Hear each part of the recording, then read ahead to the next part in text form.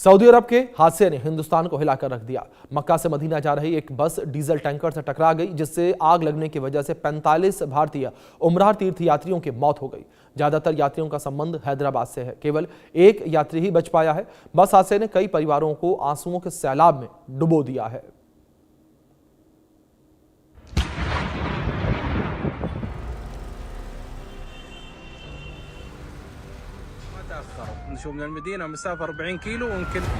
समय रात के 10:30 बजे। जगह सऊदी अरब का मुफ्ती मदीना से महज 25 किलोमीटर दूर। मक्का में उमराह पूरी करके मदीना लौट रही इस बस में 46 यात्री सवार थे। अधिकतर महिलाएं और बच्चे थे।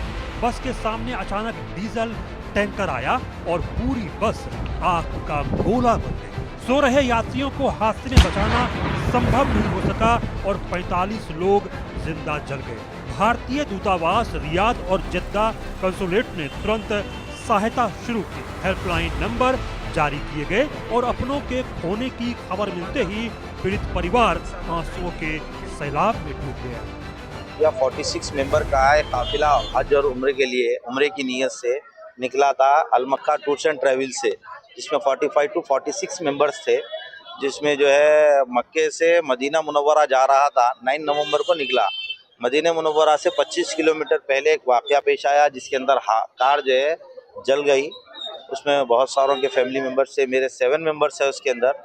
तो जैसे इत्तला हमको सुबह पहुंची, हम यहाँ पे पहुंचे एजेंट के पास, इनसे बात की और फिर उसके बाद हमने असद साहब को कॉल किया। वो वहाँ के ओहदेदारों से बात किए, फिर वहाँ के ज़रिए से जो है मुश्ताक साहब से बात हुई। फिर जफ़र साहब यहाँ पर पहुँचे, कोशिश कर रहे हैं, वहाँ के फ़ोटोज़ वीडियोज़ पहुँचे। वहाँ की सिचुएशन अभी हमको नहीं मालूम है क्या सिचुएशन है। सुना है 2 से 3 हॉस्पिटल्स के अंदर हमारे पैसेंजर्स को या पेशेंट्स को रखा गया है। उनकी कंडीशन कैसी है इसका कुछ भी इल्म हमारे पास अभी नहीं है। 54 तीर्थयात्रियों का ग्रुप 9 नवंबर को जेद्दा पहुंचा था, जो 23 नवंबर को लौटने वाला था। 4 यात्री अलग साधन से पहले ही जा चुके थे। 4 मक्का में ही रुक गए। बाकी 46 बस में सवार थे, जो हादसे का शिकार हो गए।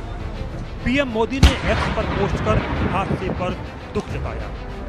उन्होंने लिखा कि मदीना में भारतीय नागरिकों से जुड़ी दुर्घटना से मुझे गहरा दुख हुआ है। मेरी संवेदनाएं उन परिवारों के साथ हैं जिन्होंने अपने प्रियजनों को खो दिया है। मैं सभी घायलों के शीघ्र स्वस्थ होने की प्रार्थना करता हूं। रियाद स्थित हमारा दूतावास और जद्दा स्थित वाणिज्य दूतावास हर संभव सहायता प्रदान कर रहे हैं।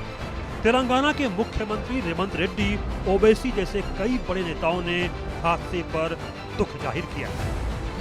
मैंने ट्वीट भी पढ़ा, जयशंकर जी का स्टेटमेंट आया है।